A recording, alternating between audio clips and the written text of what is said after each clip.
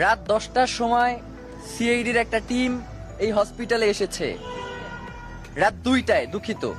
তো রাত 2টায় ঘটনা হচ্ছে দুপুর 2টার, আর তারা এসেছে রাত 2টায়। মানে এটা তো একজন খুনির জন্য পালিয়ে যাওয়ার জন্য যথেষ্ট সময়।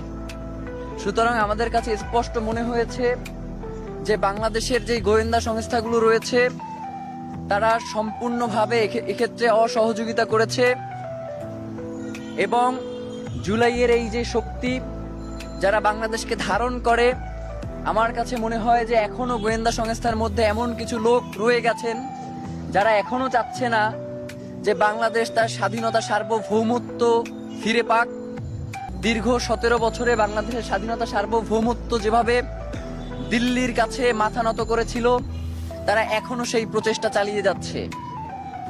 এবং ইতিমধ্যেই আমরা সংবাদ মাধ্যমের জানতে পেরেছি, এটা সম্ভবত 5 থেকে 10 মিনিট আগের ঘটনা, যে তারা বলেছে যে খুনি আমাদের প্রতিবেশী রাষ্ট্র ভারতে পালিয়েছে। আপনাদের কাছে একটা কথা জানতে চাই যে বাংলাদেশে যারাই এবং যখনই কোনো গুম, খুন এবং হত্যা হয়, সেই খুনির আশ্রয়দাতা অটোমেটিক্যালি ভারত হয়ে যায়। তো একটা প্রতিবেশী রাষ্ট্রের দায়িত্ব কি তার পার্শ্ববর্তী রাষ্ট্রের যে নিরাপত্তা যারা বিঘ্নিত করে তাদেরকে আশ্রয় দেয়া, নাকি তার পার্শ্ববর্তী রাষ্ট্রের নিরাপত্তা যাতে কোনোভাবে ব্যাহত না হয় সেই দিকে সহযোগিতা করা? আমরা ইনকিলাব মঞ্চের পক্ষ থেকে আপনাদেরকে জানাতে চাই, যদি সত্যি সত্যিই ভারতে এই খুনি পালিয়ে থাকে, তাহলে যেন অতি দ্রুত বাংলাদেশ সরকারের পক্ষ থেকে ভারতকে আহ্বান জানানো হয় খুনিকে হস্তান্তরের ব্যাপারে।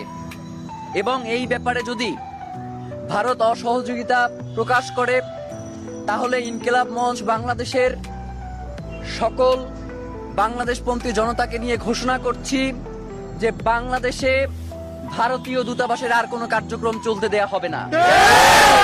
যেই রাষ্ট্র বাংলাদেশের স্বাধীনতার সার্বভৌমত্বকে বিনষ্ট করে দিতে চায়, যারা বারংবার বাংলাদেশের এই মানচিত্রে যারা থাবা বসিয়েছে তাদেরকে আশ্রয় দিয়েছে, এবং এই খুনি পতিত স্বৈরাচার হাসিনাকে যারা এখন পর্যন্ত লালন পালন করছে, সেই রাষ্ট্রের সাথে বাংলাদেশের সুসম্পর্ক থাকবার আর কোনো কারণ হতে পারে না।